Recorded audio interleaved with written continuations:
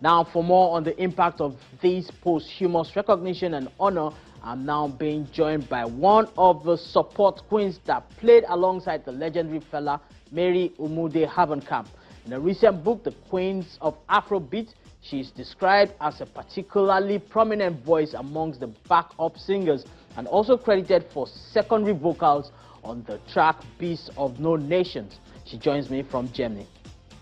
I see you have gone into some of your Afrobeat memorabilia and you have on those wonderful queen earrings, just as you were all called when you were still performing alongside the legend Fela. How does this new Grammy honor comes to you? I was happy, very, very happy. It was overdue. It was overdue. But anyway, I believe it still came the right time.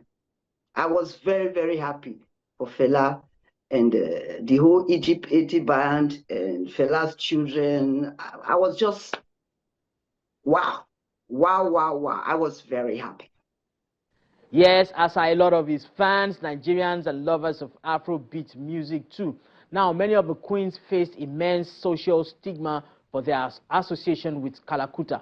Do you feel this Grammy serves as a formal apology or a late validation for the sacrifices you and other women made alongside Fela? First and foremost, I wouldn't say I was one of the queens because I wasn't Fela's. I didn't belong to Fela's 27 wives. I was just a singer and let's say a kind of a girlfriend too. So I wouldn't call myself a queen. The likes like Pentola, Najite, those are the queens. I would call myself girl, Fela's girl, not queen. And yes, it surprises me that so many women and most of the musicians, they don't present themselves out to talk about Fela or to show appreciation for Fela. But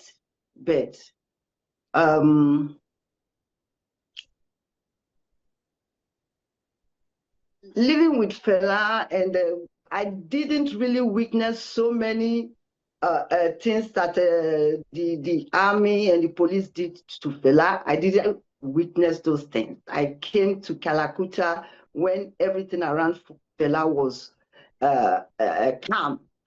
You know, the only time I witnessed a raid was at the shrine. We were packed away. We stayed for about a couple of days, and Femi Falana came to release us. That was the only, I didn't really experience any political struggle in Kalakuta in those days. It was the queens that went through that struggle. And people who don't come out to talk about Fela, well, everybody have their reasons. And I don't think that is going to even change anything for we. That people will say, oh, now we respect those women or those men that sang with Fela. I don't think it will really change anything because that stigma is still there. I don't think it is going to go away. I don't think so. You speak about the stigma still remaining. Can you reflect on your time at the Kalakuta and what kept you there even against all odds and the stigmatization that comes with it at that time? I think what kept me, I think the stigmatization, it built me, it made me a stronger woman. Because those stigma, you have to fight against them. And while fighting against them, it builds me up. I didn't really, in those days, we do our makeup, like Fela girls makeup. We go into the market and nobody touches us. Everybody clears away. The only stigma was from family members, but me personally, the stigma, it gave me more power. More power. Beautiful. Now you're credited as a vocalist on The Beast of No Nation. Can you take us back to that session, please, and share with us what the experience was like creating that song with the legend Fela? You know, Fela is a perfectionist, and that album, you could really see Fela wanted everything to be perfect. you know, because part of it was directed to the world leaders. So he wanted something that is very strong, very authentic. There was power, you know, during rehearsals and studio.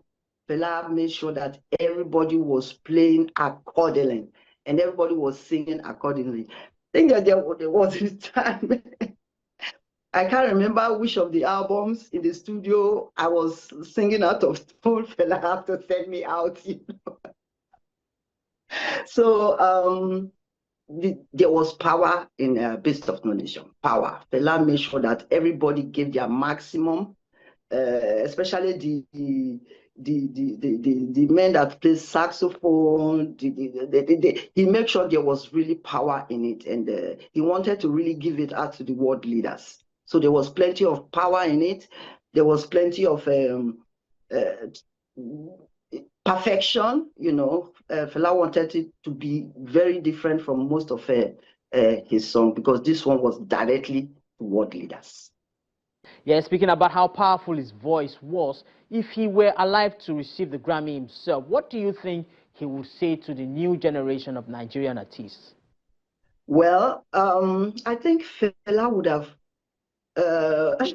let's say, for example, I will come back to that. Let's say, for example, if he was there physically to collect it, he will first of all use the opportunity to blast all the world leaders, and then and then he's going to come to our young talented artists.